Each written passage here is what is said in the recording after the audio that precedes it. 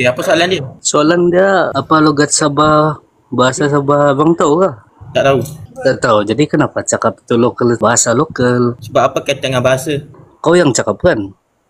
Dia macam India. Dekat India ada banyak bahasa. So, tu masalah. Satu negara boleh ada banyak bahasa. Tapi itu bukan bahasa Sabah. Apa yang mendefinisikan bahasa Sabah? Bahasa tempatan, dusun, murut. Faham? Maknanya, macam mana nak tahu tu bahasa tempatan? Itulah lain kali jangan nak cakap. Cubalah buktikan salah. Kalau you pun tak tahu bahasa Sabah tu nak definisikan macam mana you nak? Lain kali bang kalau mau buat video pasal sini.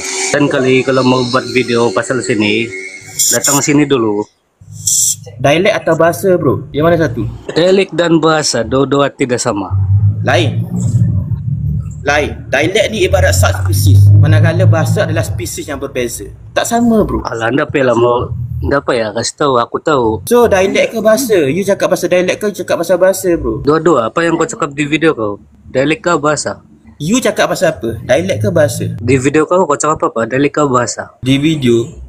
Kalau you nak argue pasal video tu, you kena tahu pasal video tu. Sekarang ni you argue pasal apa? Tak apalah, saya boleh bagi masa untuk korang study dulu tentang video tu. Dia naik balik. Study?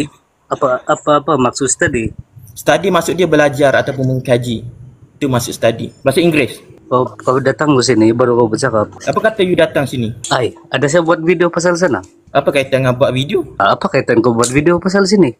Saya buat video sebab saya dibayar untuk mempromosikan filem. Oh, siapa bayar? Siapa bayar?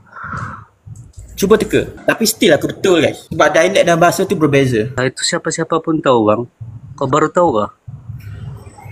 Kalau tahu, kenalah bercakap macam tahu. Kacip. Kau yang kecip bang. Lagi ada soalan lagi? Soalan bang. Pernah datang Sabah kah? Datang Sabah tak pernah. Tak pernah. Jadi janganlah buat video lagi begitu. Tak ada kaitan dengan pergi ke tak? Kalau ada kaitan. Kan? Kalau nak cakap pasal Rusia, tak perlu pergi Rusia dulu. Macam mana you punya reasoning kat sini? Apa maksudnya? Jadi kenapa? Pasal Marek, tak perlu pergi Marek. Nak cakap pasal bulan, tak perlu pergi bulan. Tak perlu isak gam. So, apa kaitan bro? So, bila kita berhujah, kita kena jadi lebih intellectual instead of emotional. Faham? Okay, next question. Ada soalan? Naik tu biar guna logik, guna logika. Dipikirkan segala logika, jangan guna emosional. Faham? Betul bang, fikir bang. Dipikirkan secara logika. No hard feeling no hard feeling, nanti kita lepak minum air. Hard feeling banget. Untuk paid review ataupun apa-apa collaboration, korang PM je account ni di MBA Islam.